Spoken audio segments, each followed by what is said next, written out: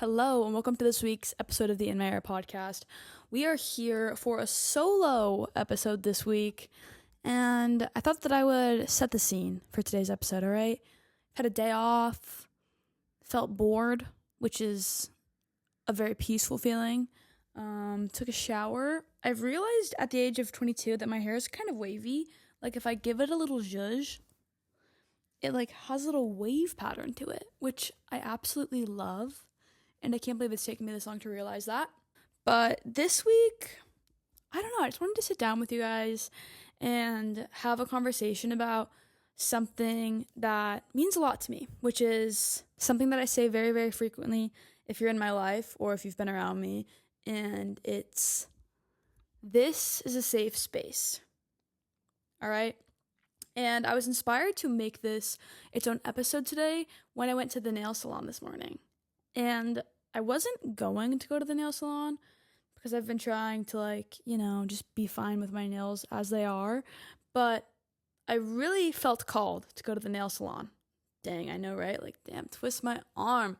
Fine, I'll go to the nail salon. So I go, and the woman who is doing my nails, she's so sweet, and she just keeps asking me, is this okay? Is this okay? She's going, above and beyond to make sure that I'm okay with everything that she's doing. And I was just hey, just so you know, I am not picky. I honestly don't really care. I trust whatever you do. This is your, profession.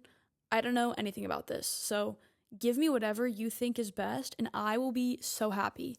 And she was just thank you so much for saying that. Some people are just so pushy and needy and hard to satisfy that it stresses me out. And when people don't feel very safe, it puts a lot of pressure on me, and it makes me nervous, and I feel like I can't do my best job because I don't feel comfortable. And I was like, oh my God, I relate so heavily to you. I want you to be comfortable. This is your job. I am very, very happy with everything that you're doing. You're good. This is a safe space. And she was just thank you so much for saying that. And what I love about saying this is a safe space is I think it invites people to let down their guard a little bit and to be more comfortable being themselves. And even for me, it makes me more comfortable to say to someone hey, this is a safe space. Because based on how they react to me saying that, it helps me kind of gauge where I can let my guard down, or if maybe we're not quite vibing with each other. The idea of safe spaces has always meant a lot to me because I think there's a lot of value in them that oftentimes we don't really realize or pay attention. And a safe space, particularly that has really helped me grow a lot this last year, is finding a job that feels like a safe space. And what I mean by that is I've worked a couple of jobs in my life where I feel like they have really allowed me to be myself, and they've maybe even encouraged me for being myself. But this last year, I found a job that makes me feel really safe and seen and valued for being who I am, which I think is really hard because I'm not going to be oh my God, I'm so different, because I'm not so different, but sometimes I know that I am maybe a bit odd or just different. I talk to people a little bit differently. I care about certain things a lot, and I think sometimes people make me feel like I'm weird for caring so much. Or I think some people assume that me caring is ingenuine, but I found a workplace that feels like a safe place, which has allowed me to kind of enhance the safe space within myself and extend it beyond me, and hopefully out into the lives of people every single day. I think the most important safe space that you can create is your relationship with yourself. And that's not an easy task to do per se, but it's so important because if you can be your own safe space, then you have the strong foundation to kind of go out and show up in the world as who you are, less concerned maybe as to how other people are going to perceive you. In my opinion, I think the best thing that you can do for somebody else is heal yourself and love yourself and create this safe space within you, because when you heal yourself, you're able to show up in your life as someone who is good. And what I mean by that is the little interactions that you have with people every single day are the things that are going to become your legacy. It's going to be, oh, like Haley Sasso. Oh, how did she treat the baristas like at the coffee shop that she went to? How did she treat the people at the grocery store, the people that she walked by? How did she treat the people that she worked with? Or maybe the clients that were really difficult? Or maybe her enemies. How did she talk about them? You know what I mean? It's every single little interaction that we have with people that leaves a lasting impression. And something that I've really wanted to focus on in my life, and something that I think is of utmost importance to me, is leaving people a little bit better than I found them. And sometimes that feels right, and sometimes it doesn't. Like when you're walking by someone on the street and you wave to them and you say, hey, like, good morning, or like, hi, just a hi and a smile goes so far. But then let's say you say, hi, you smile at someone, and they don't smile back, or they like look at you like you're fucking weird. And then you have that weird feeling inside you where you're like, ugh, that was icky. Sometimes it doesn't always land, but I'd say for the most part it does. Like holding the door for someone, complimenting someone. If you're at the coffee shop and you're talking to your barista, try and like get to know her. Be like, so like, how are you? Like, what do you do outside of work? I think a lot of times people just want to feel seen. And we can all give each other that. We can all give each other little tiny moments of our attention and like ask them questions, make them feel like who you are is a safe space for them to come to, even if you only see them once a week. Once a week doesn't really matter. I think those things mean so much. And I remember a time in my life where I felt really insecure in myself and in my life. And it was like day to day, I would walk around staring at the ground, or I would walk around just looking at my phone. And I would miss every single thing that was happening around me. Like I wouldn't know who I was walking by. I wouldn't know if the sun was shining, if there was maybe a rainbow, if there was someone who was waving to me down the street. I wasn't aware because I was almost too insecure to be aware. And I remember the first day that I tried to put my phone down or like just keep my head up. My challenge to myself was, okay, I'm just going to try and make eye contact with people and not be the first one to break it. Do you know how fucking hard that is? I swear, I would be like looking at people as I walk by and I'd be like, oh my God, I feel fucking crazy for looking them in their eyes right now. But it was really, really empowering because a lot of times you look at someone in the eyes, they smile at you or whatever, they look away. And it doesn't really matter, but like eye contact itself is an invitation. And I think about all of the opportunities and invitations that maybe we're missing out on because we're just not aware of them. We're not open to receiving them. And I'm especially reflective of this when life feels really mundane, when I'm like, fuck, all I'm doing is going to work and then going to the gym and maybe seeing my 2 friends, and fuck, 2 months has passed, And it's in those moments where I'm like, okay, put down your phone and keep your head up. Look around, like be aware of what's around you. create this safe space within yourself so that you can show up in your life comfortable enough to extend that safe space to other people.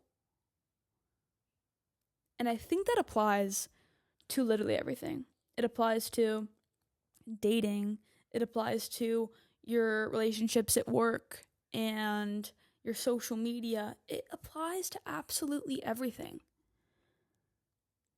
And something that I think correlates with this is like, for so long, isolation was so important to me because I had to learn how to face my own demons and heal on my own without projecting all of my issues onto everyone, because that was a huge issue in my past. And after being alone for so long to heal and like look inward, the most important thing that I learned was the value of community and how everywhere you go, there is a community if you choose to engage with it. And this has been very prevalent for me in my fitness classes that I've been instructing for the last like year and a half now. Fucking crazy. It's like I show up every week. I teach these classes. I tell people a little bit about me, sprinkle in there, and like I learn about them. And what's been the most rewarding thing is to see this community be built around authenticity and like mutual connection. And it's because I had to be alone to face my own demons. But then simultaneously, I was like silently creating this community that was a safe space for me and who I was a safe space for. And it's really shown me that even when you are alone, there's always so much love around you. And you truly never know who is going to be there for you to help you pick up your pieces. I met someone really special through my yoga classes. She is probably in her like 50s or 60s. She's probably the same age as my parents. And she was one of my first regular students who would come back every week. And like she would give me positive and negative feedback, because I think she just genuinely cared about helping me grow as an instructor, which was really awesome to have. But it was from a safe space. Like she was always like, Haley, like you are doing amazing. I'm so proud of you. These are my few recommendations that I would consider, but you're doing an amazing job.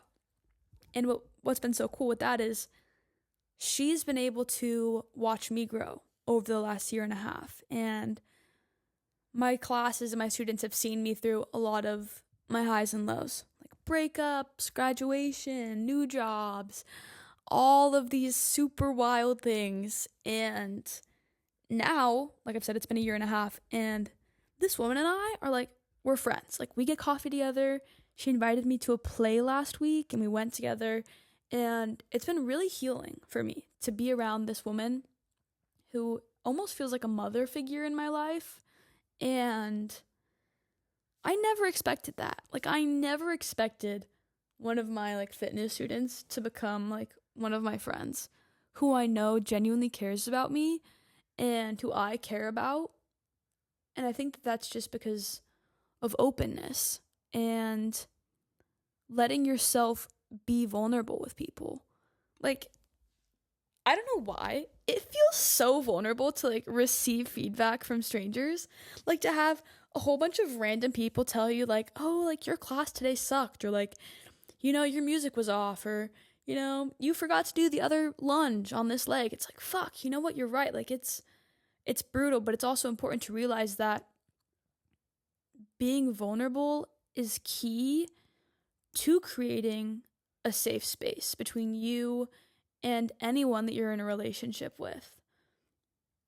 And I think true vulnerability is the key to first creating that safe space within yourself, because you have to give yourself the space to look at those more negative aspects of yourself from a position of love and acceptance instead of trying to run away from them.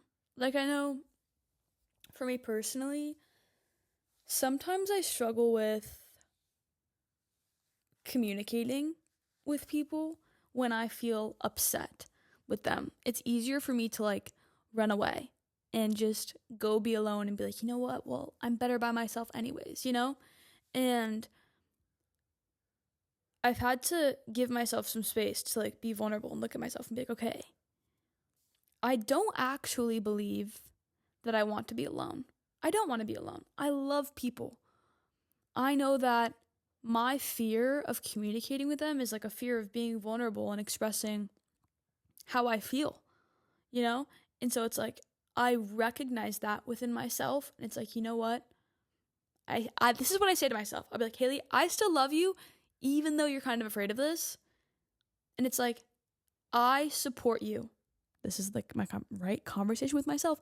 I support you in going and talking to your friends because you know that this is what you have to do to make things right. You know, and it's like, I recognize that X, Y, and Z is difficult for you. But I also know that you are strong enough to do it. Something that I've never really talked about too much before is I used to be friends with these girls. And our friendship honestly ended on like the worst terms I've ever had any friendship end on. And that was really hard for me. And what was hard for me was knowing that after our friendship ended, certain decisions that I made that I knew were right for me, I knew would hurt them. And I think I went like a couple years just like feeling guilty over certain decisions that I made that I knew wouldn't feel good to some of my old friends. And the most odd thing about this is that I kept running into one of these girls everywhere. I swear to fucking God. Everywhere I went, there she was. And it was like everywhere I moved, she was living around me. And like, I have moved a few places. And one day I was on a walk and I saw her on my walk and I just felt overcome with this urge to walk up to her and say sorry, which was honestly horrifying because I haven't talked to this girl since we ended our friendship like years ago.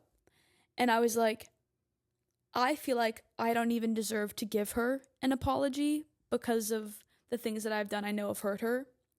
And I was like, this feels selfish because it was like, if I go up and apologize to her, like I'm doing this to help clear my own conscience when it's like, I know that no matter what I say or do, she was still affected by me in a certain way. And that will always be the case. And nothing that I can say or do will ever change that.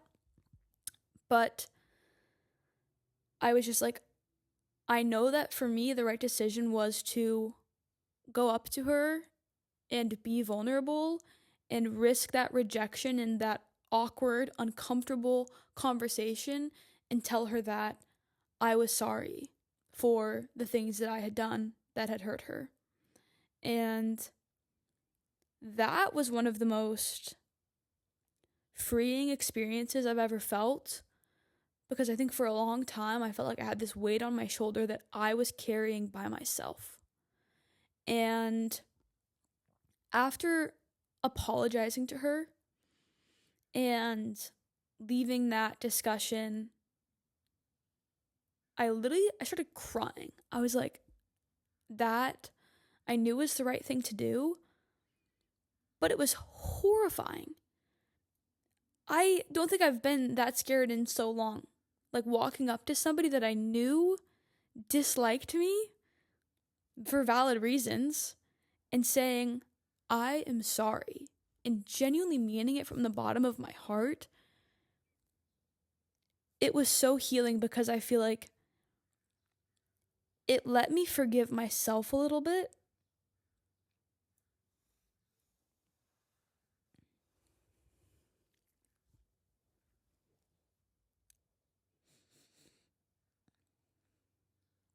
And I think that's important because we're not always going to like everything about ourselves.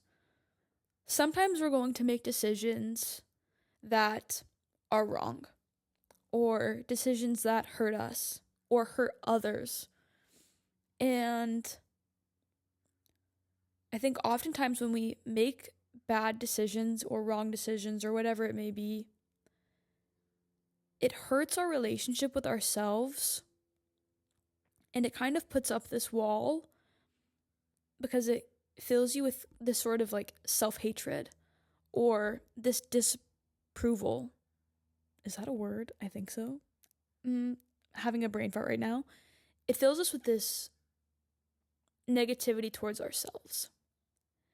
And I think sometimes forgiveness within yourself and within relationships is what helps, once again, build that safe space. And so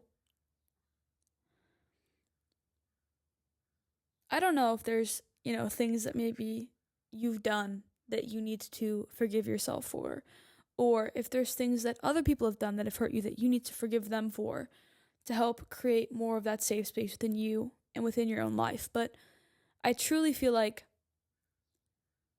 when you're able to create a safe space, that is when you're able to flourish.